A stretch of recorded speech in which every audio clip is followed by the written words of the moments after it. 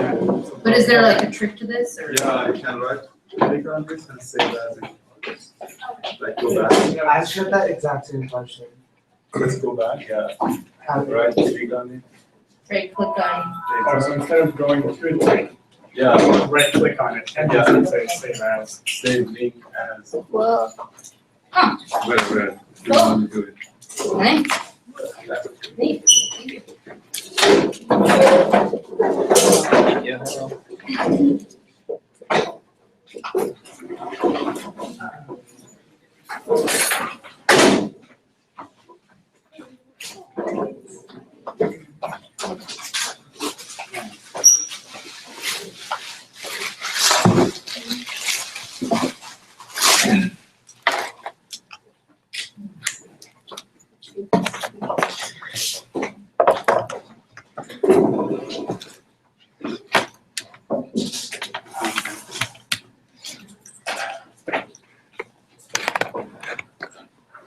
Oh, hey.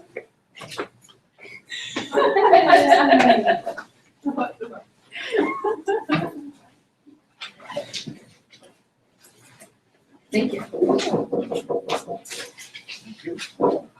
Lina, still don't remember the other thing. Hey? It's still not up my friend card.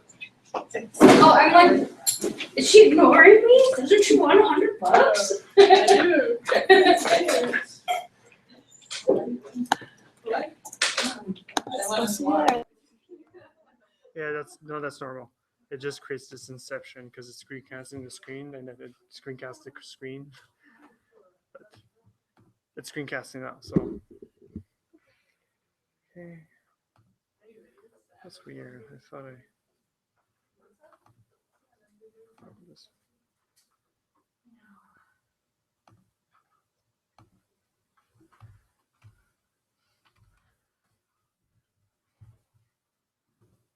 I think that's good.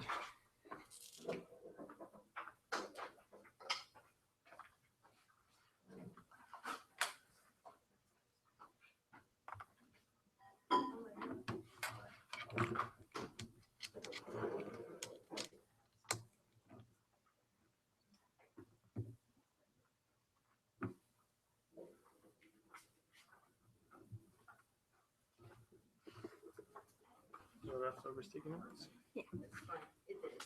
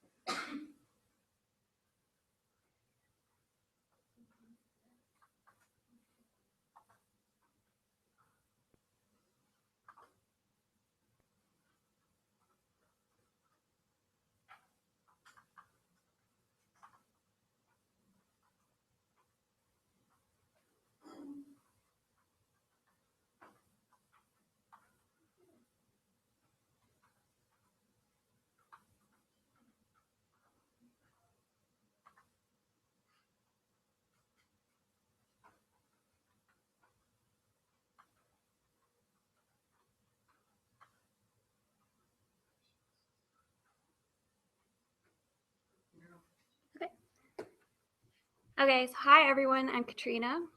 I'm a PhD student and I'm doing work on genetics. And today I'm going to give you a tutorial on ggplot. So I'm very new with R and very new with ggplot, but I've started using it because I find that it helps to really streamline my research. And I do a lot of the same kind of plots, looking at different genetic mutations and how they affect different behaviors.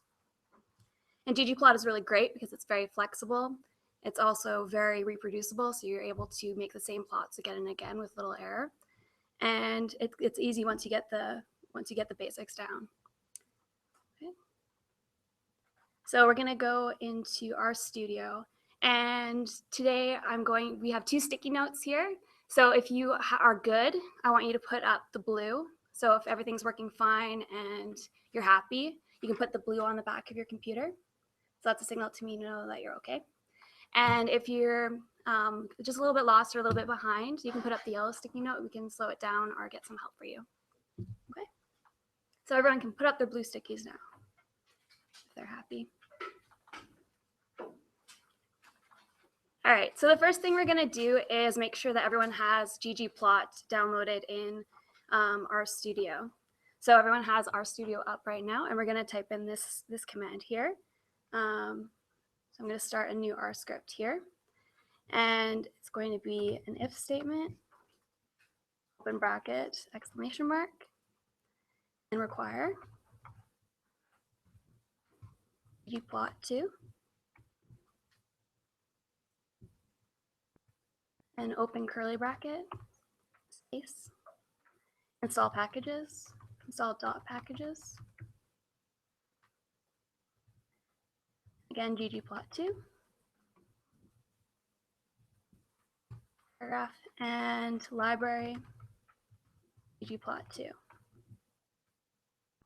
And then we're going to run through this one.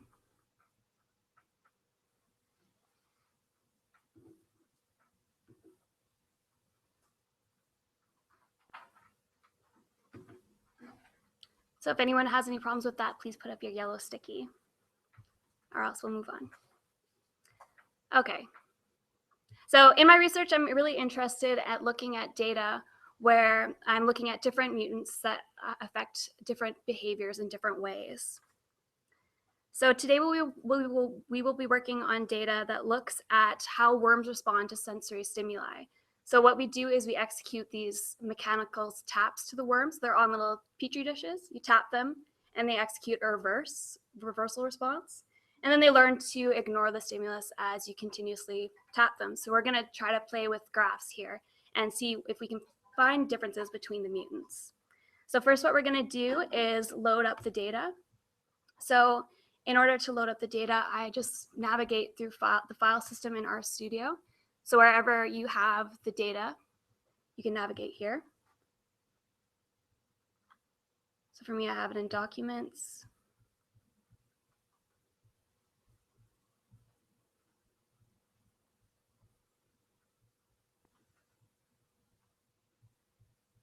Okay, so we're gonna set the working directory here. So the way that you can do this in RStudio is,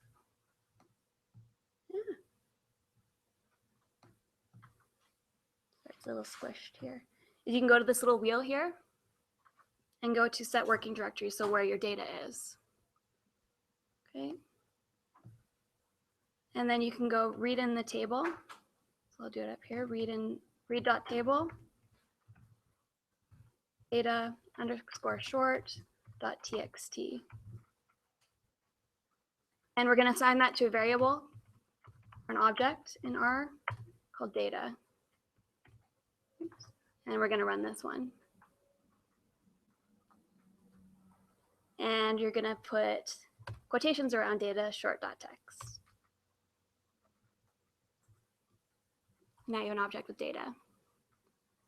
Can I get yellow stickies up if anyone doesn't have this?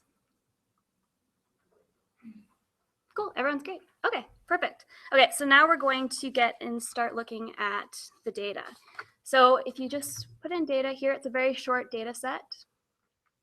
So you can take a look at it here, or you can click on the data object on the right-hand side. So what we have here are several different columns that we've read in. And they start with the strain. We have either a mutant or a wild type. In worms, it's actually called N2, so that's just normal worms. And we want to compare that to mutants. We also have a column that's called tap number. So this is going to be our x-axis that we're going to be working with. We tap them from 1 to 30. And then we see if they reverse at these different taps and whether or not they learn this behavior and they stop reversing. We also can tell how many worms are actually being assessed at the time. And then here I've calculated confidence intervals, both the lower and upper limit for the data at each tap.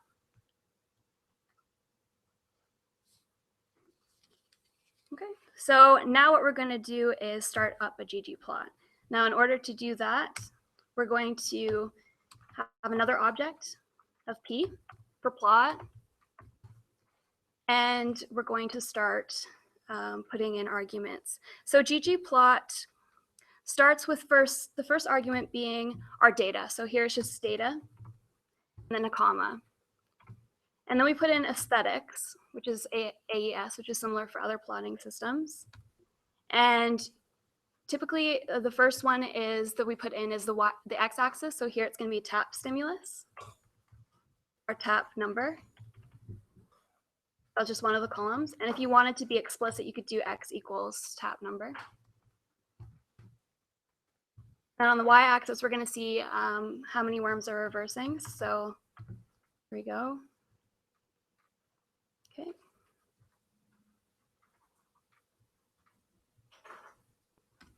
And one of the columns is reversal and not reversals.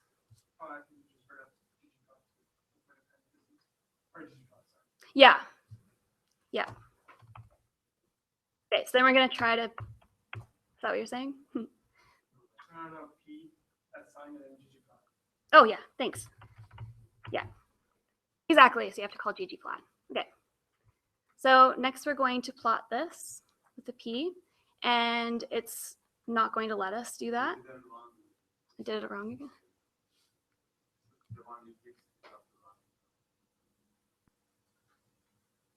We could write our source. It's ggplot. The function for plot, I think, is there's no 2. Oh, thank you. Okay. So then you try to plot p and it doesn't let you because it needs layers in ggplot. So a layer can be as simple as a geom, which is just a geometric object. So that helps you just put your data into objects. So different graphs types. So here we're going to add a geom of point. So that's going to give us a scatter plot here.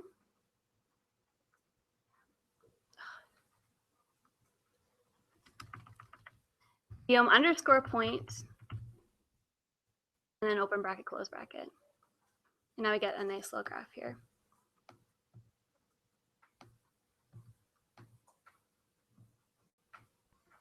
Okay, and everyone has a graph here?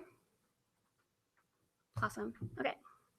So now it's the idea with this data is we think that the worms are all going to respond at the same level. So they have the same proportion of worms responding at the first tap, but then they learn at different rates. So they learn to ignore the stimulus. Yeah. Okay.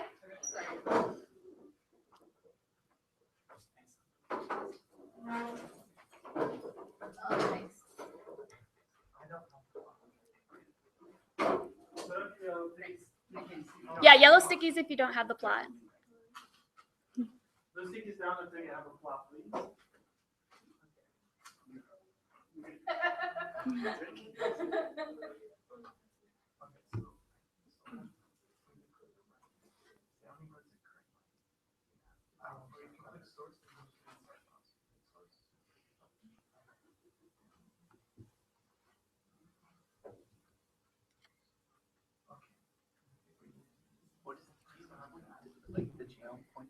Oh, so geom point makes a scatter plot.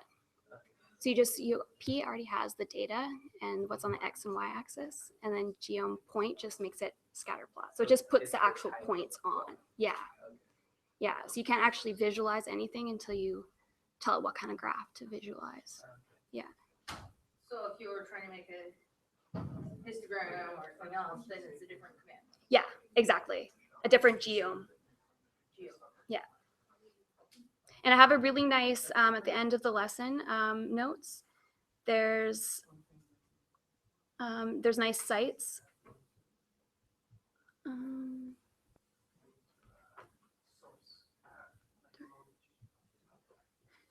Okay, sorry. There's nice sites at the bottom of that have nice cheat sheets that show all the different geomes that you can use. Geome is a ggplot centric. Yeah, so it's just, it's a Language geometric object. So it needs to, ggplot needs first to know what the data are and what the x-axis and the y-axis are, and then it has to assign something to plot it with, some sort of object.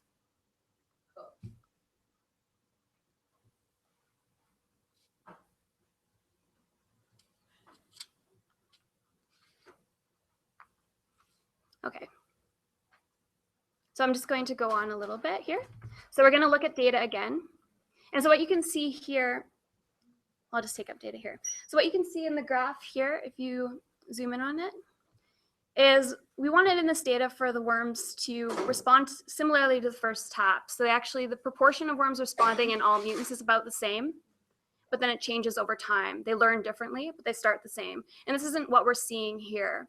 We're seeing in one strain, plotted at starting at 400, but the other one's about at 250. So now if we looked more closely at the data, we can see that in one strain, in the mutant strain, the reversals are at 400, but the total number of worms here noted at N is actually 440. So the proportion, a lot of the worms are actually responding. But then if you look at wild type, or N2, there's about 250 responding, so it's less than in the mutant. But if you look at the proportion compared to 274, it's quite a large proportion. So the point I want to make with this is really cool in ggplot is that you can actually manipulate the data right in ggplot. So I can divide a column. So I'm going to try to divide reversal divided by the total number of worms in ggplot directly. Okay. So in order to do that, we're going to have to make another plot. So we're going to open ggplot again. And the x-axis is going to be the same. We can be more explicit while we're learning. X equals tap number. And then y, we can actually make it so it's reversal divided by n, so 2 columns. And you have to remember to put the aesthetics here. You also need to remember to put data at the front. Okay, so those are the 3 arguments that you need to put. And from here, we can call this P again for plot and replace that with the other plot. And then we can add a geome to this one.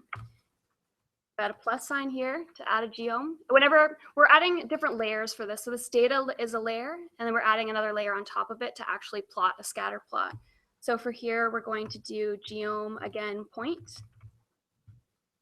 We're not going to fill the brackets with anything. So it's just going to do the defaults for a scatter plot here. But we could manipulate it later, and we will if we wanted to. Okay.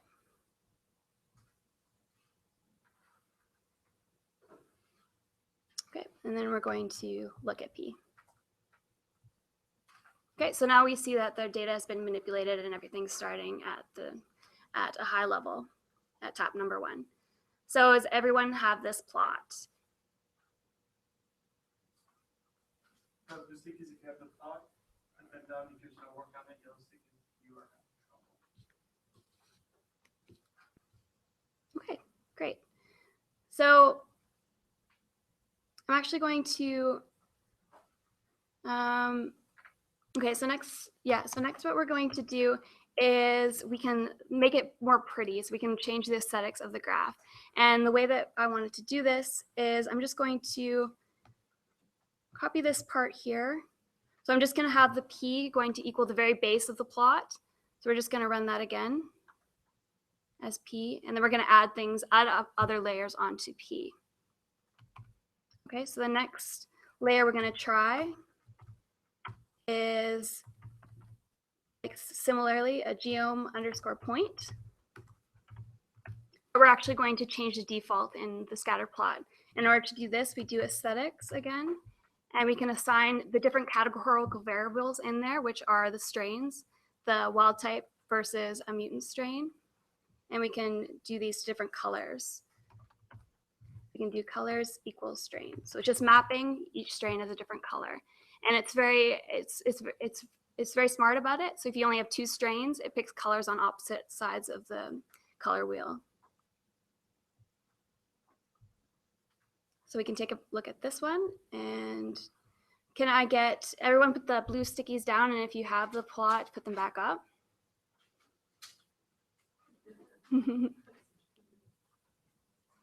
Perfect. Okay. So a nice thing with this too is if you look at the plot, you have a nice little legend here. So your mutant is in red, and your wild type or N2 is in blue. Okay. So you can also play around with different aesthetics. So aesthetics can be things like color, so color equals strain here, or they can be shapes, or they can be size too. So here we can just stick with geom point again for simplicity. And we can have the aesthetics change to be shape equals strain. So now instead of colors, we have nice shapes here.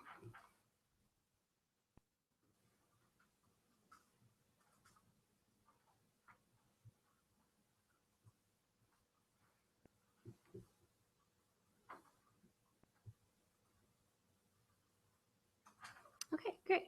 And next thing we can do is we can string together different aesthetics in the same geom. So we're going to stick with geom point here. Open the aesthetics, and say we want the strain to be different colors, but we also want it to be different shapes.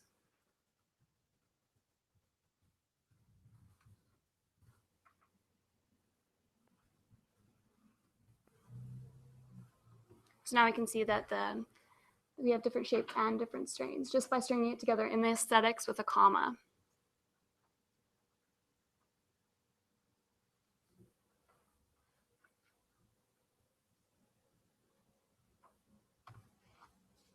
Okay. And another thing we can do real quick is play around with size. We have color equals strain, shape equals strain, and size equals 7. And we have bigger points.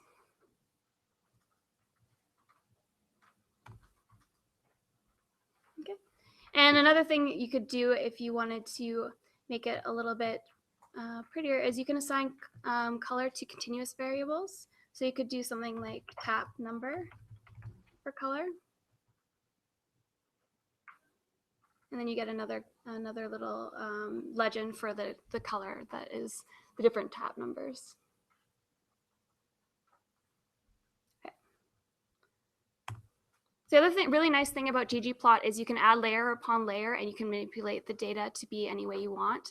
And so what we're going to do is combine geoms or add more geoms. So right now we have a geom point, a scatter plot. So we're just going to go to the basic one, the favorite one of mine. So the aesthetic is going to be color equals strain. Okay. And then we are going to add, so every time you add a layer, you just add it to the line previously and do a break.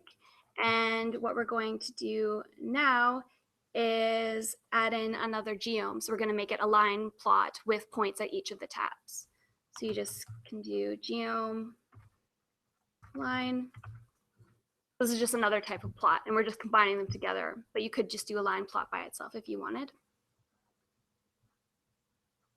So it gives you this nice thing. So this isn't exactly what we want because it's connecting lines that we don't want to be connected. We wanted the lines to be connected between the strains of their own. So in order to fix this, we just have to manipulate the aesthetics in the geom line like we've been doing before. So to do that, we again open aesthetics, and we can do group equals strain. So we're grouping based on the categorical variables, which here is the N2 and mutant. And we can run this and we get exactly as we expected.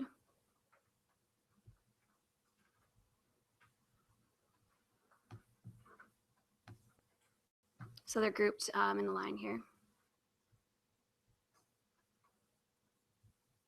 And is everyone following along? Does everyone have the plots? Okay. So in order to make it prettier, we could also do color equals strain. So the same kind of rules apply to almost everything in ggplot. It's quite intuitive. So we just have the colors equaling the same as the points. So it means it keeps memory of previous command. Because you grouped it before and now it keeps it grouped. So what the group is doing is it's assigning the different categorical variables to the line. So it's grouping based on the categorical variable. So you did that. Yeah. And now you ran a new command. So color does this. Yeah, but it remembers to group them based on. So they're both doing the same thing, but in color, it's grouping based on color. But group is just grouping. I think another thing, maybe I think color just returns. You give it the same thing and it returns you the same colors. So you give it two categories and it returns just always. If you give any two categories to ggplot, it always returns just two nice colors. So it's more of a deterministic based on you, like rather than remembering. Does it remember or not? I don't think so. It probably just because these things seem to be completely. Yeah. But it works out because Yeah, so all it does in the color is it splits in different groups. So this one has 2, so it just picks the colors that are opposite side of the color wheel. If you had 3, it would pick on 3 different equidistant points. Yeah. You could also, instead of repeating yourself with doing the aesthetic for geom point and geom line, Yeah. you can actually change the aesthetic in P.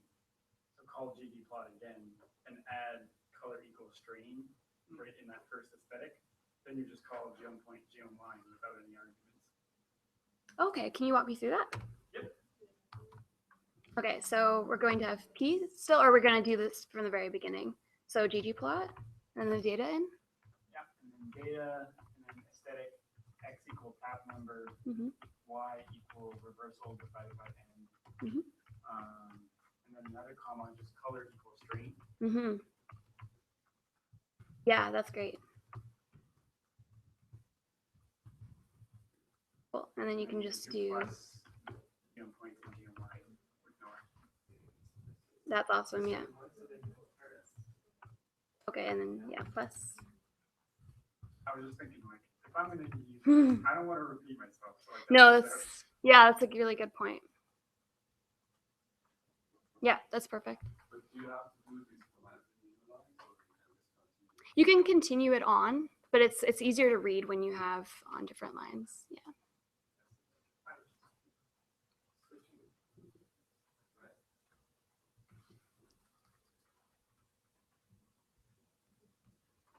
Awesome. So I'm going to change this. I'm going to assign P to what Remy gave me, and now we can just add on the point and line and things like that. Or in fact, I could do the whole thing and we don't have to worry about that anymore.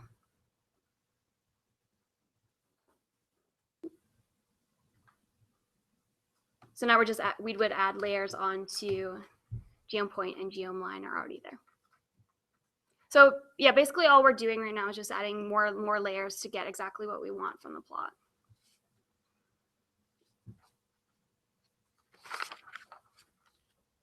Okay, so now I have a challenge for you guys, and it's going to be to make a box plot. So you're going to do a different geom, and it's going to be geom underscore box plot. It's fairly intuitive. And what you're going to do is have on your x-axis, you're going to have strain, and on the y-axis, you're going to have n, which is the number of animals assessed.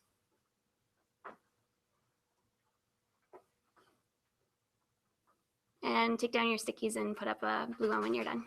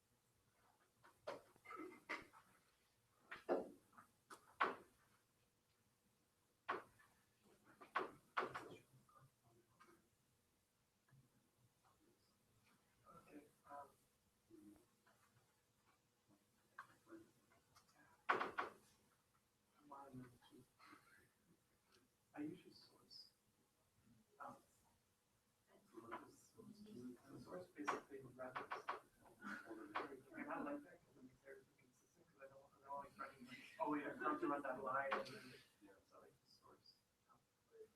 Here's the source with the shift commandments.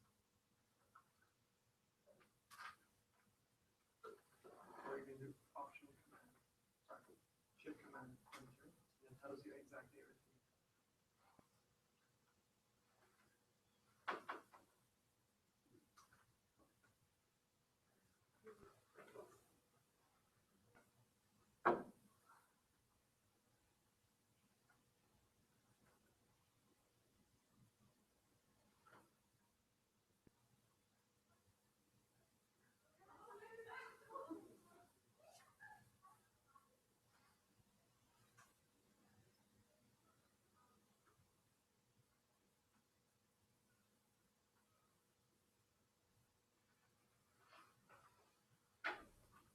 So it's going to be very similar to what we were doing with the point. So we're going to just put in as arguments the data first, followed by the x and y axis, and then just add on another layer, and that's going to be the geom box plot. So I'll just walk you guys through that real quick. I know a lot of you guys have it. Okay, so it's going to be ggplot data. Aesthetics are going to be x equals strain, y equals n. And then we're going to add on geom underscore boxplot. For simplicity, we're just going to leave it open. We have a nice little boxplot. So in all of these kind of different plot types, there's a lot of different arguments that you could give it. So for example, for here, you could add in a fill color if you wanted to fill it in red. You get nice little red box plots. And there's a lot of different features that you can play around with. So what is it showing us exactly? So this one is just giving a box plot of the number of animals we're actually assessing in the experiment. Yeah, so in a box plot, I think the someone can help me out actually. Q1, Q2, Q3, the interquartile ranges. Yeah. And then Yeah, the median in the middle. so in this case, like if you look at your data table, you have a bunch of experiments with the mean constraint and a bunch of experiments with N2 strain. Right. And so this is just showing the variability of N. Okay. Yeah. So here, they sampled more mean. Yeah. Thanks, Bruno. Okay. Yeah, how's my Okay, so now we're going to return to our original type of graph. So that's going to be P again. And a lot of the times what you want to do in your experiments, at least for me, is add error bars. So in order to do this, you add another layer, which is error underscore bar in the open bracket. And this one absolutely needs arguments. And the arguments for this one are, again, opening aesthetics. And then you specify the y min, and we had that in the data, if you remember. So I had a confidence interval, lower here, and the y max is confidence interval upper. And so this was just originally calculated from my data, and we're just plotting it here. So this wouldn't calculate it by itself. No.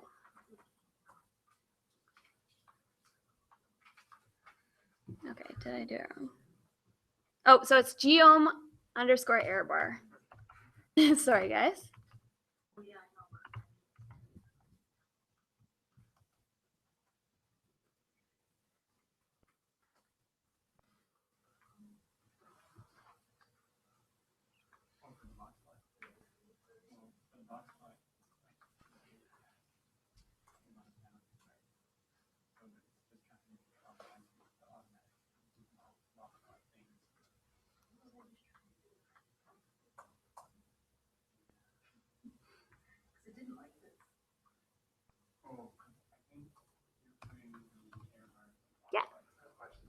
know, on line 40, Yes.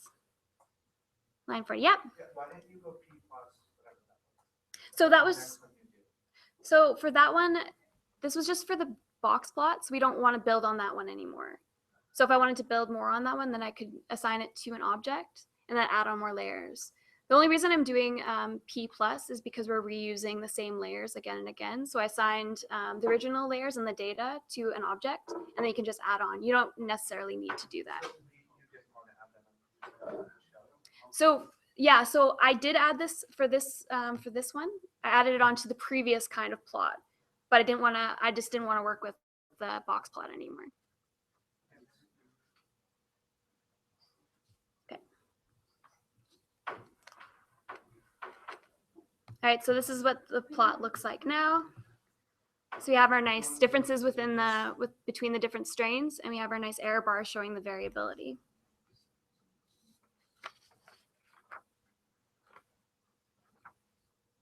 And yeah, so the nice thing about what Remy had done at our original argument was the color equals strain. So our error bars are actually the same colors as the strain now without having to specify it. That's very pretty already. Okay. So another thing that we might want to do is change the labels of the axes and the title of the plot, because right now we don't have a title of the plot and our axes are a little bit, they're just taken from the columns, so they're not very nice, what we would want. So what we can do is add on another layer to this plot. And the first one we can do is GG title. This one's going to take in a string, and I'm just going to call it situation, because this is the kind of learning behavior that this graph is showing. So if you run this command, it just gives you a nice title.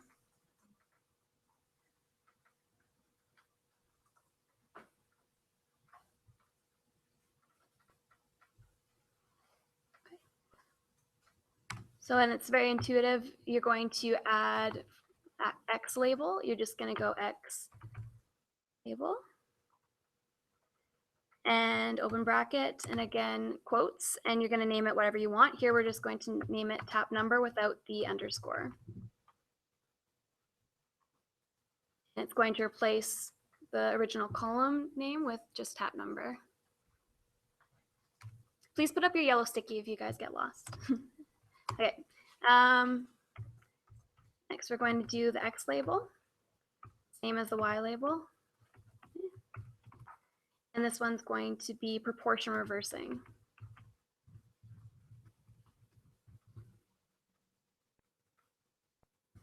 If we run all of that, that didn't work. Oh yeah, equal sign. Thank you. Okay, so now we have a title and our different axes. So that's pretty intuitive. Another thing that you often, or at least I often want to change, is what's in the legend and how the legend appears. And this one's a little bit more complicated.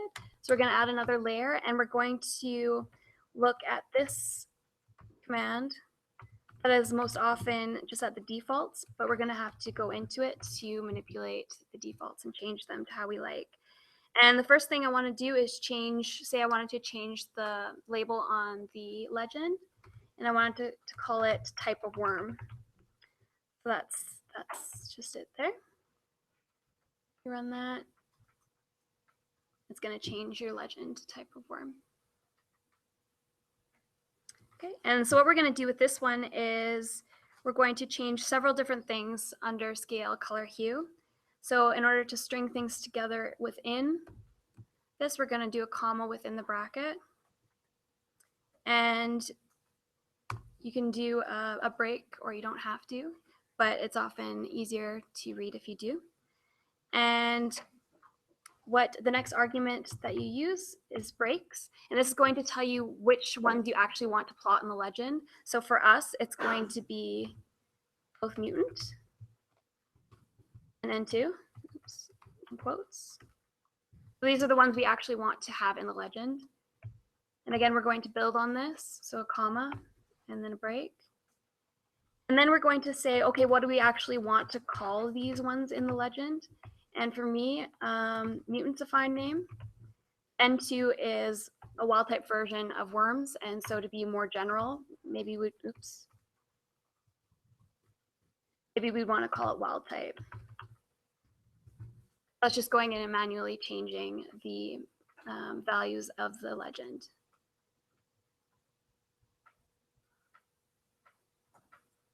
Here, I think, yeah, you concatenate. Oh yeah, exactly, yeah. Yeah, sorry, the concatenate. Thank you.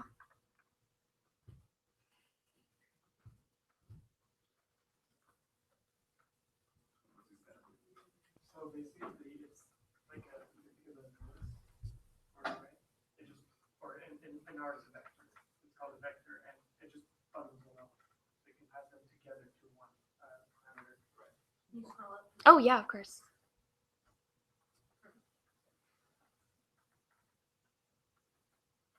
So then, I imagine you can change the size like here in the white label. Yes.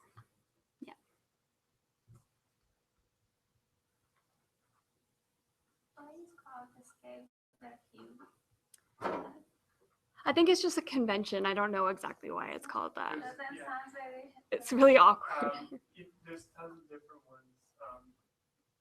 Yeah, there's whether it's continuous data or discrete data. Okay. Tons of them.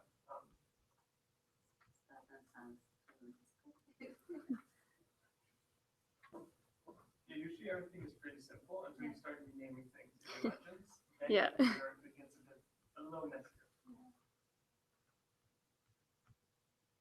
I'm just trying to find, yeah, so if you wanted to change the legend text, you do something like this. You just change the element size of the text within it. So there's a lot of arguments you can change and make your graph exactly how you want it.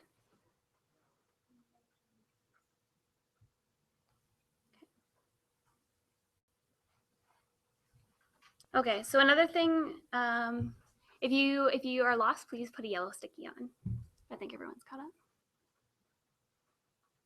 Okay, great. So another thing that I often want to do is change what's actually shown on the graph. So in this example, the x-axis is great. We're looking at all the different taps, and that's perfect. But in the y-axis, we're not looking at the entire range of data. So it could, theoretically, worms could respond 100%, and they could also respond close to 0. It's just that these mutants don't. So we want to be able to extend our axes so that we can look at different mutants and see how they compare.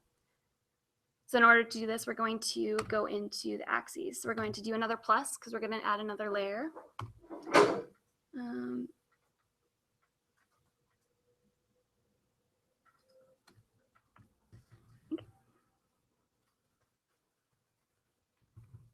Okay, so this one's going to be scale x continuous.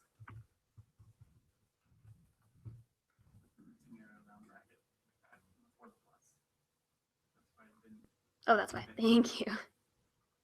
Great. Okay, so scale x continuous is going to modify the x-axis here. So scale x continuous takes in for arguments the limits of the axis. So again, we're going to have limits equals a concatenation of the minimum limit. So this one's going to be 0 for us. And the upper limit, which I'm going to set as 31, just so it's past the biggest number on the x-axis. So here. And then I'm also going to identify the breaks that I want. So I don't like that it's 0, 10, 20, 30. I want to have it breaking at every 5. So I can do a list here of the breakpoints that I actually want to see.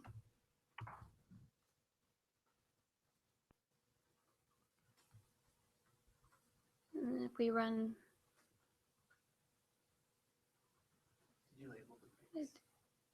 I didn't label the breaks. So that's kind of what it's doing. So it's going to label the axes, the different ticks at 0, 5, 10.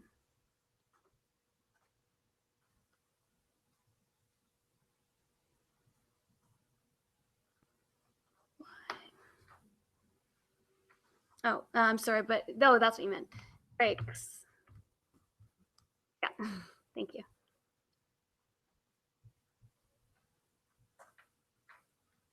Okay, so then the axis is going to be in breaks of 5s.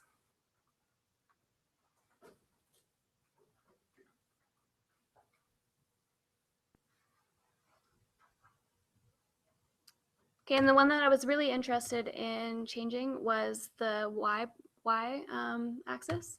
So we're going to go into scale y continuous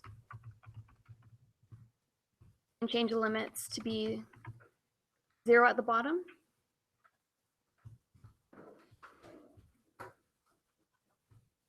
and 1.00 at the top. And then I'm going to want to make my breaks equal to 0, 0.2, 0.4,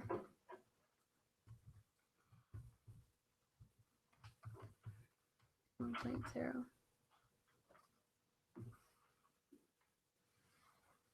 So we can see the full range of data.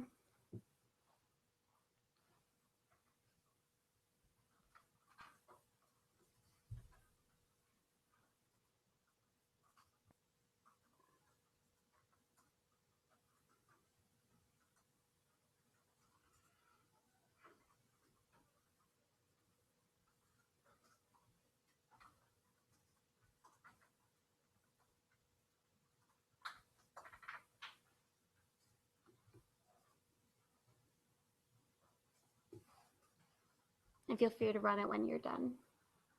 You can see the new axis.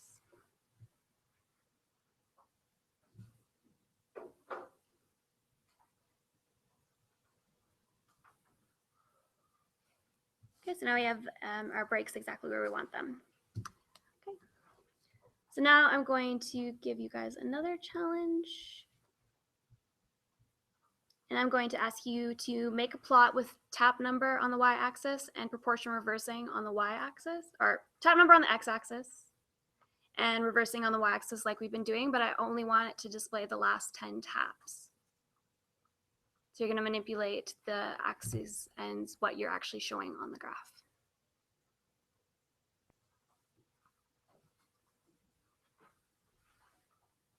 You want us to just cut it off with the act, not manipulate it. Got it. But then I'll show you how to do that. And put up a blue sticky when you're done.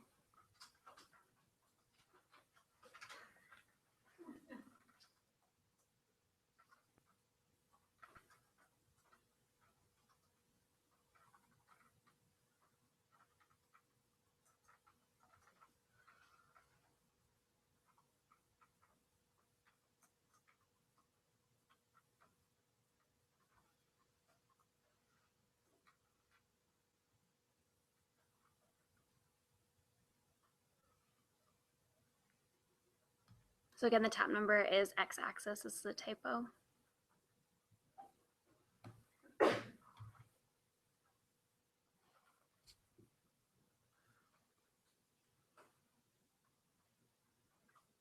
It gives you errors too. So don't be scared of that.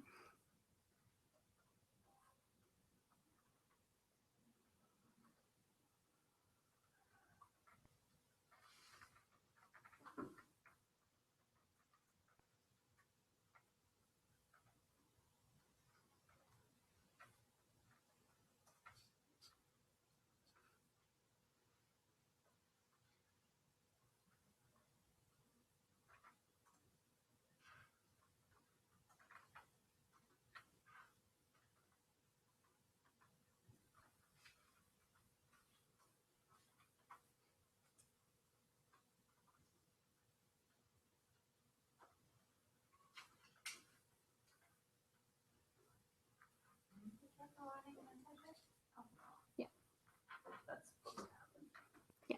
It's not the best way to do a graph like that. So we're going to manipulate the data after to make it prettier. Because you'll see that it cuts off the data at the line.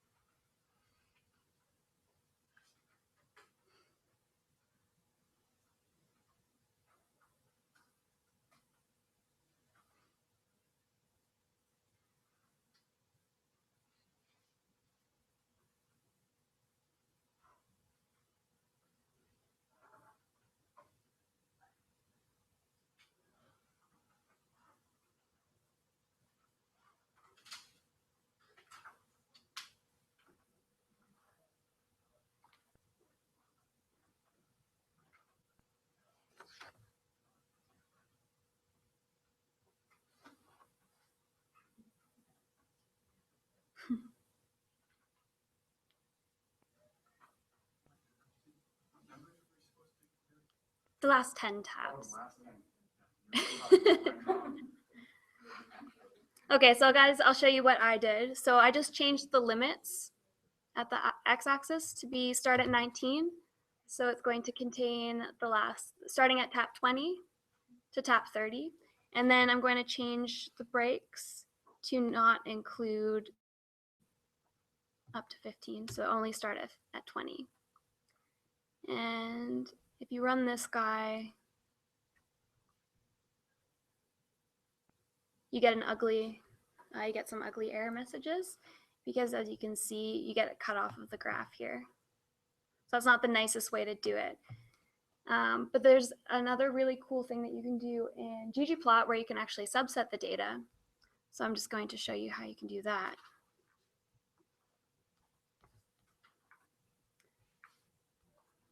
So we're just going to start from scratch here, starting with ggplot. And you can just type in subset and take a subset of your data. And what we want is tap number that is greater than, and this is just an R convention, greater than is the greater than sign and an equal sign. And then we're going to put in 20. And then when you do it like this, you actually, at least the way that I found it, you don't put the aesthetic in the bracket there. You're going to add another plus to add another layer, and then you're going to identify the aesthetic. So you're going to identify the x-axis,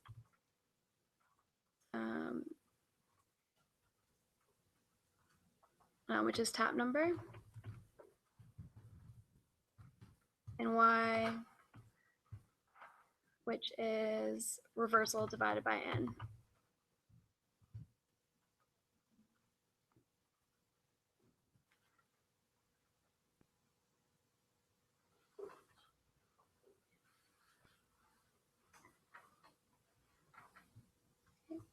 And then we're just going, oops, we can just take all of our code we had before and add it on the bottom here.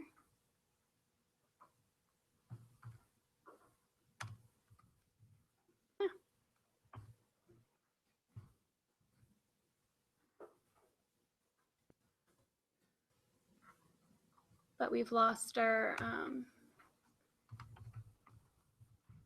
home point here.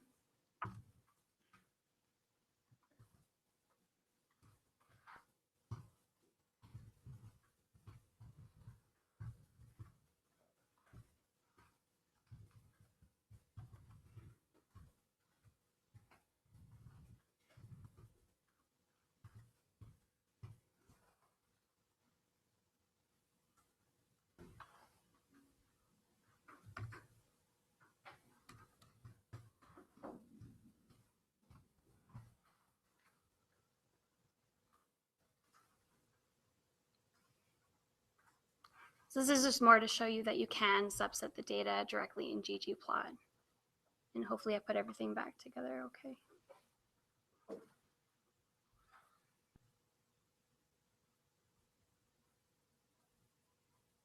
Okay, so the only differences between this graph is that you have a subset of the data at the top here. That you're looking at taps only above 20. And then everything else is the same. Except for, again, we have our breaks only looking at the taps over 20.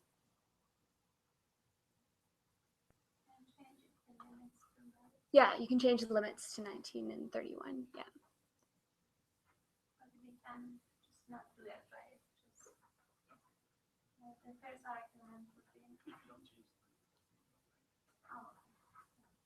So if you don't change the limits, it get the same thing? Yeah, you just get no data on this side of the graph. Oh, yeah. It's good to see that it worked. Yeah, so this is a lot cleaner than the other one. So it's nice to know that you can subset data within ggplot. You don't have to manipulate your data beforehand. Okay, and I just have a couple really quick things to finish off.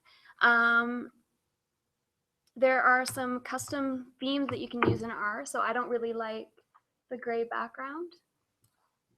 So you can just add like this, theme classic, and it just gives you a beautiful white background.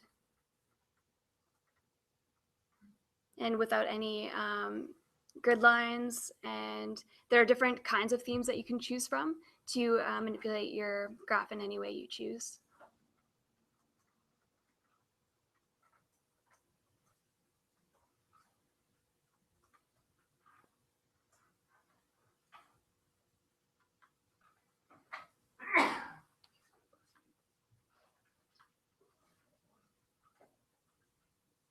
So I'll just run this guy through.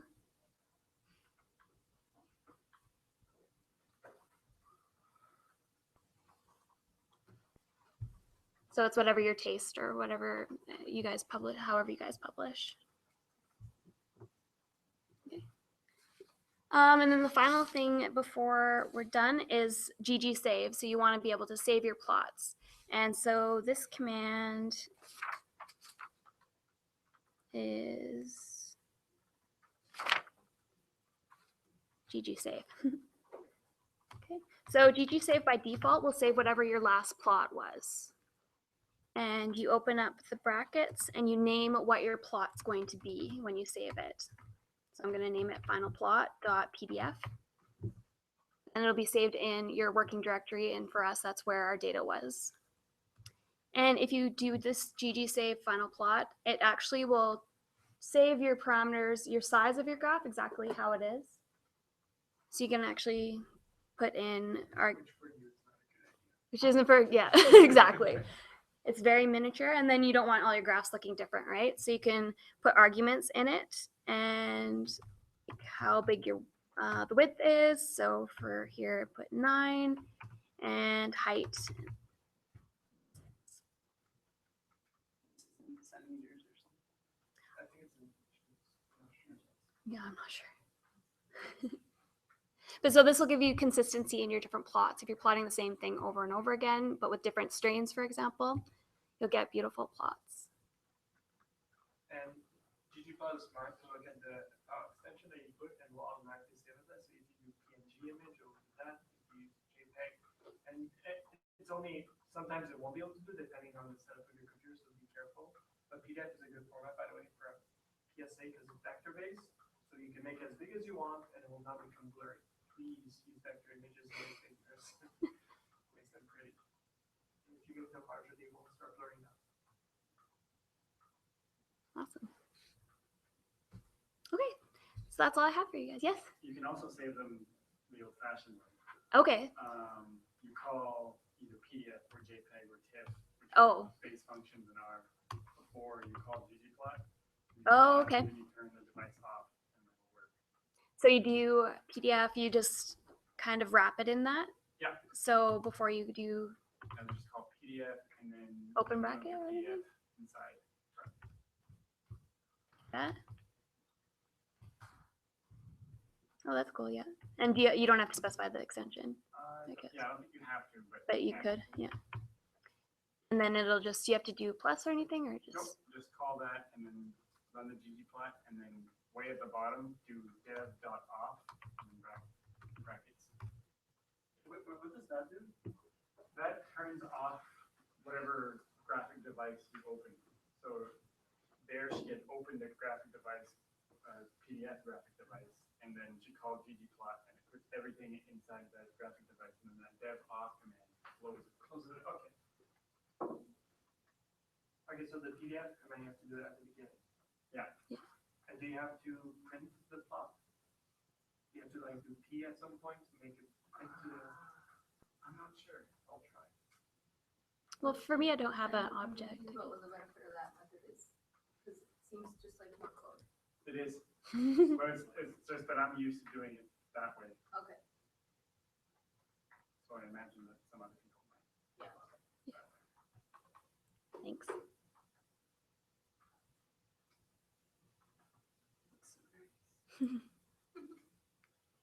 Yeah, so the main idea for this is you can manipulate it in so many different ways. You can add so many different layers. You can add data from different sources. You can add a lot of different themes, elements. You can, I just use theme classic, so it's a known theme, but you can manipulate it in so many different ways. You can play with the grid lines. You can play with the size of the font. You can import different fonts if you wanted to.